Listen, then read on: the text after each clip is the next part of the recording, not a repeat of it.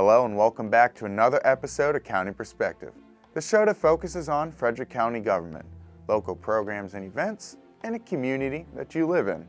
I'm your host, Brandon Rosa, and thank you for joining us. There have been lots of things happening around the county recently, so let's start things off with some recent news from Winchester Hall. Frederick County government has earned a AAA bond rating for all three major bond rating agencies for the third straight time. County Executive Jan Gardner made the announcement during her public information briefing that was held on August 29th. Fitch, Moody's, and Standard & Poor's each gave Frederick County government the highest possible rating based on how well county government is managed, sound fiscal policies and long-range planning, and the county's strong and thriving economy. Frederick County is one of fewer than 50 of the nation's more than 3,000 counties to earn AAA bond ratings from all three bond rating agencies. The benefits of receiving a AAA bond rating are that Frederick County now pays lower interest rates on the construction of schools, roads, libraries, parks, and more. The county also plans to refinance old bonds at a lower rate, which will save an estimated $2 million. Credit analysis from all three rating agencies met with the Executive Gardner and other county leaders to review the county's fiscal reserve policies, fiscal management, and long-term initiatives such as Livable Frederick. The reports highlighted Frederick County's very strong economy and growing life science industry. Executive Gardner said this is another win for Frederick County residents. Taxpayers will save millions of dollars as a result of our AAA bond rating. Community members gathered at the new Myersville Library on Saturday, August 24th for the ribbon-cutting ceremony and celebration for the grand opening of the library. This new 7,000 square foot library was constructed at the original Myersville Town Hall site. The state-of-the-art library incorporates study places, a community room, an outdoor patio, and an authentic trolley car, number 150, which sits inside the library itself. Now that the library is open, community members and Frederick County officials couldn't be happier. So the community has really advocated for this library from the beginning. I think around 2001, Mayor Craddock started working with our then director, Daryl Batson, to establish a library in this community, and they've just been really supportive and really huge advocates for this project from the beginning. It has a restored trolley car, which really respects the community's local history and the history of the trolley festivals here in Myersville. And it will help to serve our community for generations to come. Our young students who will learn to read here, and everybody all the way up to senior citizens. We currently have residents from Washington County, Smithburg, Boonesboro that come here and will come here and take advantage of this. Certainly Myersville itself, but the community extends beyond that. Middletown, a number of Middletown citizens we can expect to be here, Wolfsville. It's just going to draw people from everywhere, particularly because, like other libraries, we will have special events here. For more information on the Myersville Library, visit fcpl.org. Frederick County Public School students said goodbye to summer and hello to the first day of school on Tuesday, September 3rd. County Executive Jan Gardner and Frederick County Public Schools Superintendent Dr. Teresa Albin visited 5 Frederick County Public Schools that day to say hello to students, take tours of the schools, and to speak with teachers. Executive Gardner and Dr. Albin first arrived at Governor Thomas Johnson High School. Then they toured Thomas Johnson Middle School, North Frederick Elementary, Monocacy Middle, and finished the tour at Monocacy Elementary School. So the most interesting thing that happened this year is listening to the students. I had a 5th grader at North Frederick Elementary School tell me that our school is like a family, and I really thought that was a very touching comment expressing their care and how they feel about being at that school. Well, there is nothing as magical as the first day of school. You do not get a chance to have a brand new beginning in many fields, and in education, every school year is that opportunity for a brand new beginning. You get to meet new students, our students meet new teachers, there are new friends, there are lots of things to learn. So visiting our schools on the first day is one of the most energizing things I do all year long. More than 43,000 students are enrolled this year with Frederick County Public Schools. Do you know what dangers are hidden inside your home? If you or your child suffer from asthma, there may be triggers in your house. children also may be exposed to lead. The Frederick County Health Department has developed a program to help people identify asthma-related triggers and possible lead exposure.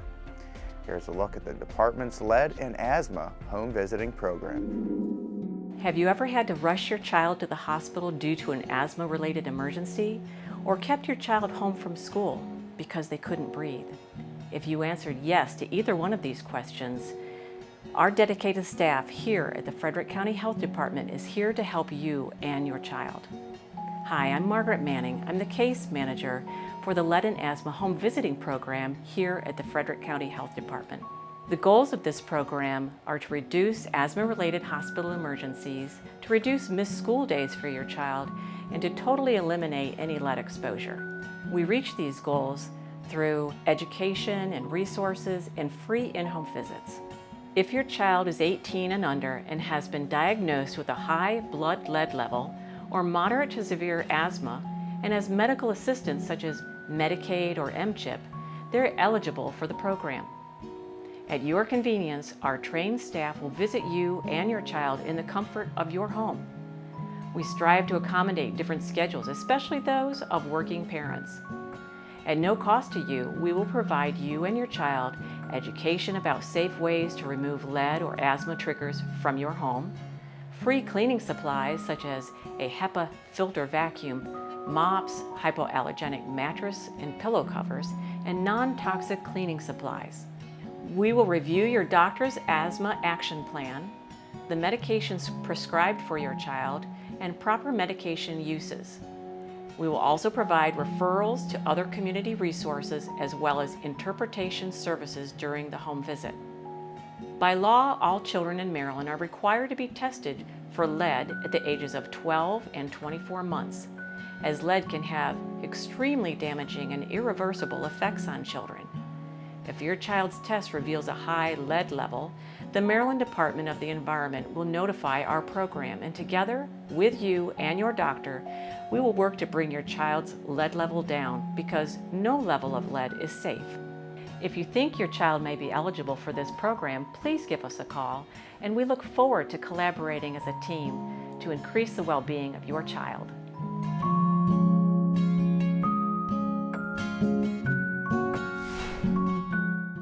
Be sure to stick around. We have plenty more coming up on County Perspective.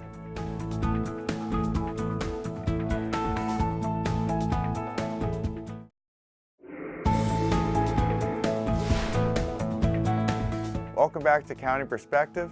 I'm your host, Brandon Rosa. Now in a bit, we'll look at Catoctin Creek Park's Bird Walk program. But first, let's find out who this episode's featured pet is.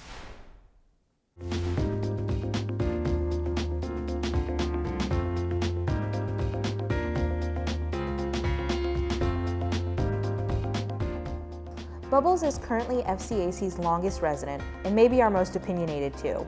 She is definitely not shy about telling you how she feels. She's known to have a short fuse, but if you take the time to get to know her, you'll see a softer side. Bubbles loves to be petted, though only on her head, and she's quite playful for a senior cat. She loves the laser pointer and pouncing on phones while watching YouTube videos of birds.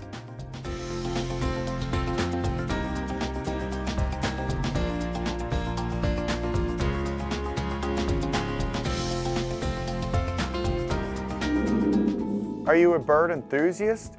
Or does the idea of hunting to find different kinds of birds sound fun to you? And would you be open to try bird watching for the first time? Well, you're in luck. Frederick County Parks and Recreation offers a free bird walk program based out of Catoctin Creek Park. For more information on this, we go to Margaret, our expert nature instructor.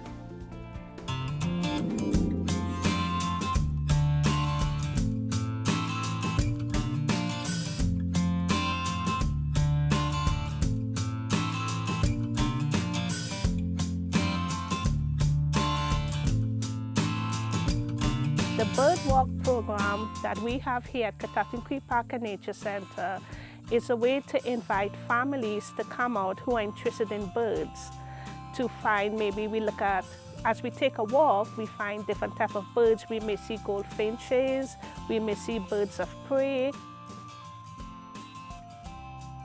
So as we take a walk, We stop at intervals because we may hear the sound of a bird, the sound they make. And then we will look for the peewees sound and the peter, and we look. And then we focus our binoculars to see if we can find them in the tree line, and we do find them as we walk along. The walks are seasonal. We do it 4 times a year. So today our walk was in the summertime, and we were able to see not as much birds that we would see in the spring, because most of the birds that we have here probably has started doing their migratory routes. The bird walks are located at 2 of our nature centers and the Frederick County Parks and Rec, Catoctin Creek Park and Nature Center, and Fountain Rock Nature Center in Walkersville. It is family friendly. It's from 0 to 99, or even if you go up to 102. The ages, if you are a bird lover, come on out and have fun with us as we walk along searching for birds. We have binoculars. You must have your 2 walking feet, maybe a bottle of water according to the season. And we will start from the nature center, or we may start at a different part of the park. We will see which habitats we like. We may go probably to the pines forest and see what type of birds we can find there. Or we will hit the deciduous trees and we will go along that route as we walk. And all we do is quietly walk, maybe have some interesting conversations about birds we have found before.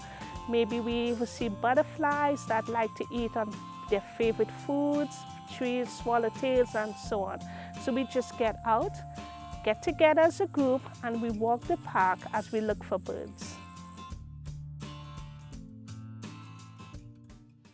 Sunday, the 20th of August, we were able to see goldfinches from the feeders. If you look around me, we have feeders around us. We were able to see definitely a mourning dove. We were able to see, I believe, bluebirds and definitely tree swallows. And sometimes, even on a bird walk, the fun of it is that when you have kids, that the kids can find some really interesting things. The kids in our group today were able to find a snake in the water. They were able to find a toad while they were walking on the way. They were able to find crickets, field crickets, ground crickets, and butterflies. Then they had an exciting time just finding those animals. It's not only open to birds, but you may find them visiting. Last time we saw possums and a mother with babies under the deck area. It's whatever that may be out at the time of day when you're out walking. For the bird walk programs that we have here at Catoctin Creek Park and Nature Center in Middletown, we take the walk in the morning time.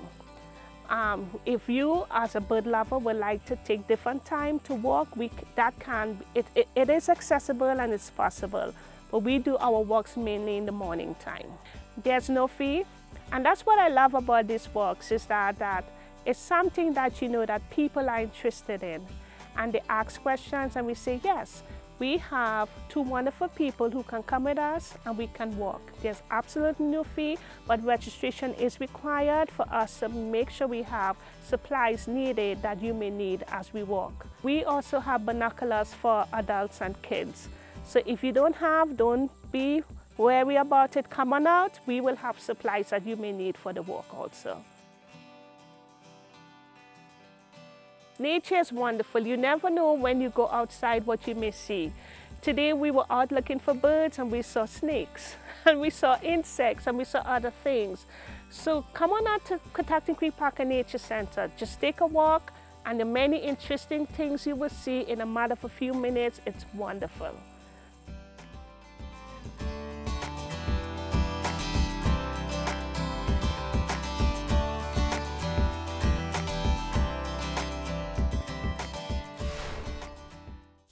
Well, summer is winding down and kids are heading back to school, but that doesn't mean the fun has to end. Here are a few events and programs that the county offers that will keep you busy and active.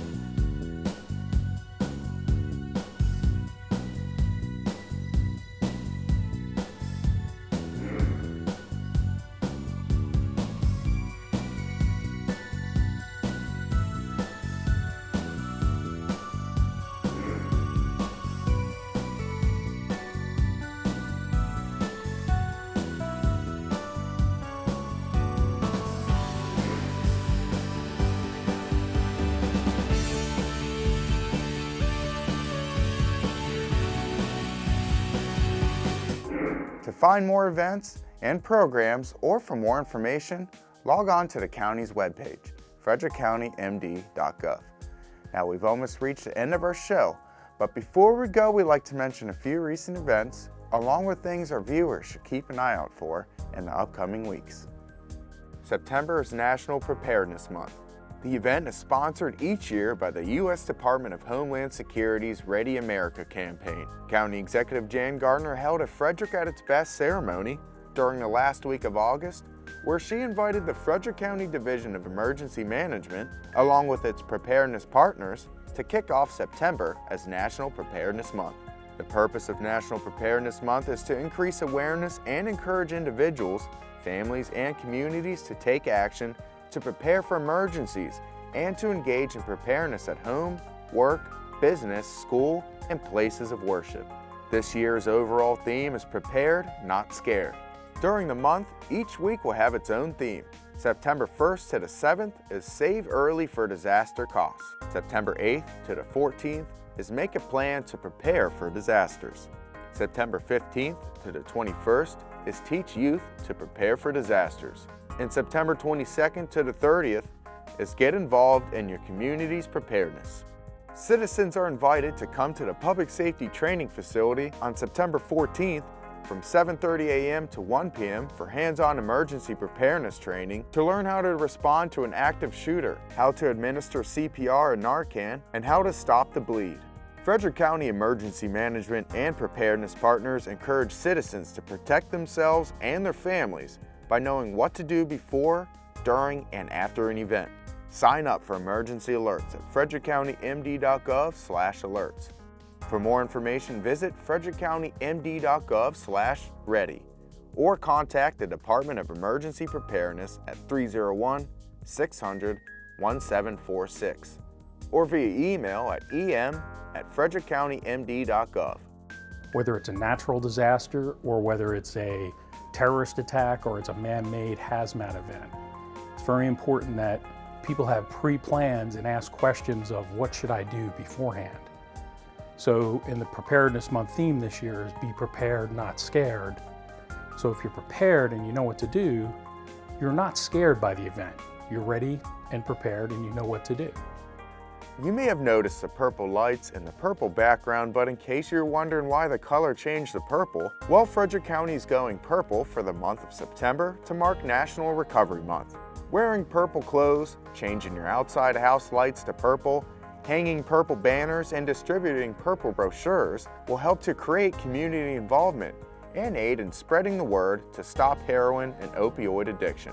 Frederick County government buildings, including Winchester Hall, Root, and Frederick County Public Schools Administrative Building, are displaying purple all throughout the month of September. Wearing purple will spread hope, support, and encourage others to stand up to the heroin and opioid crisis. Go Purple is a partnership between the nonprofit organization Cross Bridges, Frederick County Chamber of Commerce, Frederick County Government, Frederick County Health Department, Frederick County Public Schools, Frederick County Sheriff's Office, and more. One way to help spread the message is to use the hashtag Frederick County Goes Purple while posting on social media. For more information, visit frederickcountygoespurple.com.